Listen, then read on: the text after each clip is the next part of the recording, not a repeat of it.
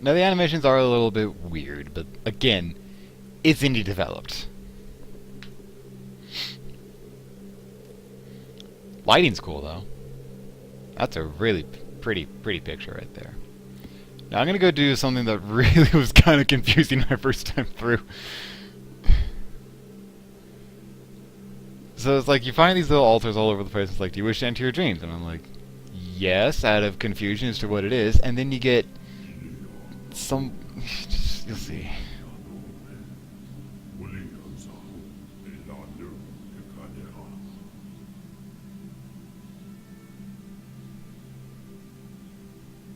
My interpretation of the story so far, anyway, is this guy has something to do with me. I've since either raised me, or he's the one who's been guiding me on this path to climb the tower.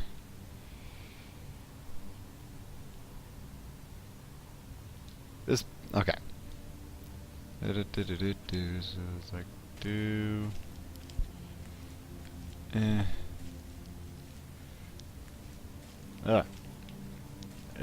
there. You just need to get enough of it filled. The mage, convinced of his righteousness, was blinded by emotion and all the ancient beliefs of the desert. So then it opens up and you're like, hey, look at this staircase! So I've only encountered 2 of these so far in Koa's playthrough.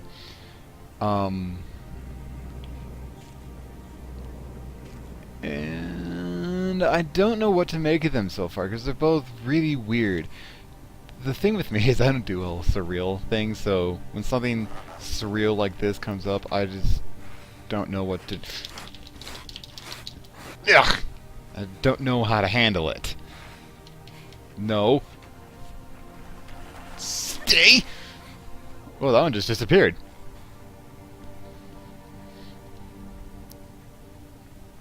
Alright.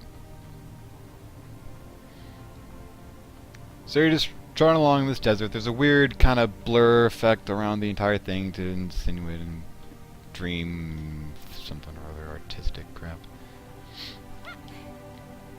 Do not adjust your monitors. Blah, blah, blah, blah, blah. You fall down this water pit out of nowhere, and then you're just like, holy crap, I'm in Pirates of the Caribbean now. And then you do go like over the edge. Over again!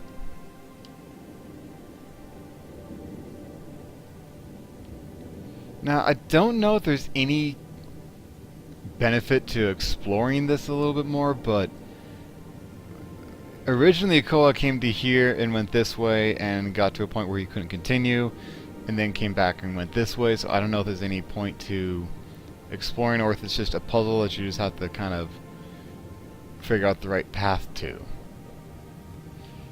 And I'm sure there's some value in going back through and playing this all again.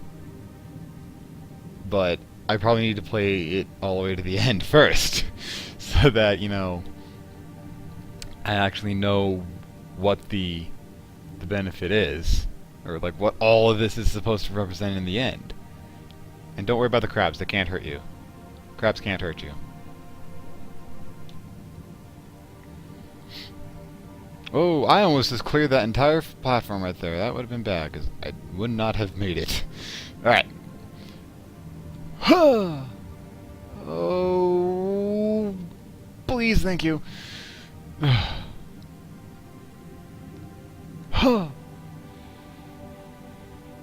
what's all that nonsense down there? Can I just let go? Or does she grab up on her own?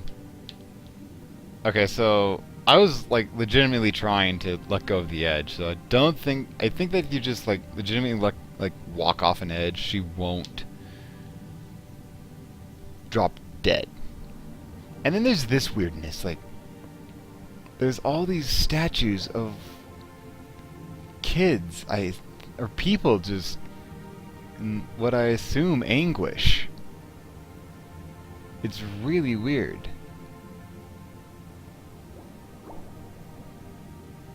And you get to the fire and you pray. People came from all four corners of the earth to build Toren, seduced by the Machi's visions of a paradise of bountiful oceans and flourishing forests. So we know that the tower that we're in is called Toren. Solidor, and I assume that this person is Solidor. I just don't know who that is. I also don't know what the mage's name is. If that is the old guy with the giant crazy horns in the beginning. Like this guy. I don't know what his name is. Because originally I thought Swordin was him. But now, after reading it again, I think Swordin was that goddess lady that failed to appear. And I think the more these dreams you go through, the more it's actually the Tree of Life, I'm pretty sure.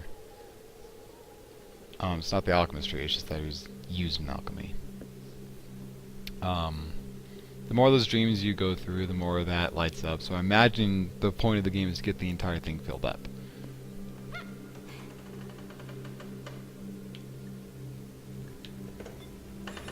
There we go. So very fortunate to not have that just insta-kill me. And so then I wake up and I'm like, oh, wow, what's this? And you found the chainmail. Okay. Then you want to climb up here.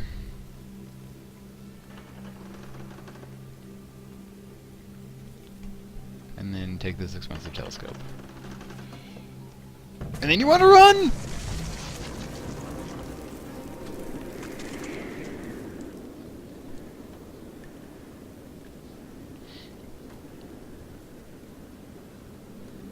But it's confusing to me as to for the story so far, because it's this thing about trying to rescue humanity from something. I don't know what that is. It could either mean the dragon, or it could mean something that they curse themselves with by building Toren to reach the heavens. I'm still a little bit unclear on that.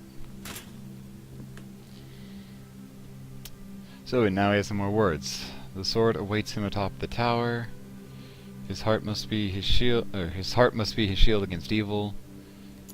The spirits parted must seek the light. The future always on tip of a sword. All are silent, knowing the struggles were in vain. The sink is the mirror of human nature, for he knows nothing about the princess. Time is cruel, jealousy is ignorance. And then you look at his shield and you're like, oh wow!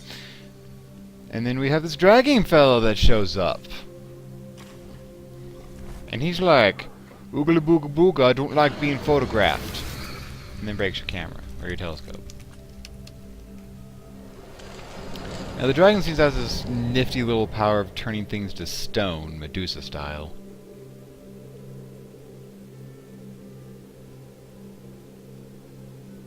Then this thing came in.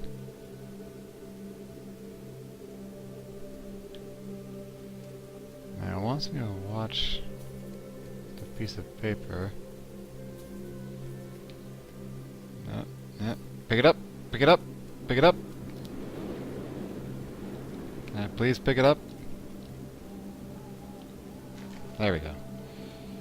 Contract of knowledge is written in the skin of blood and darkness beneath the well. The tree of life will be revealed, hidden deep in its shadows, the truth awaits your light.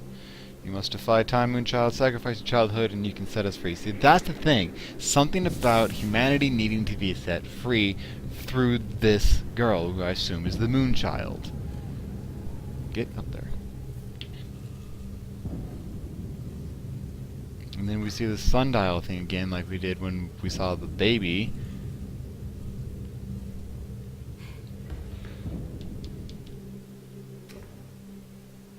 Boom.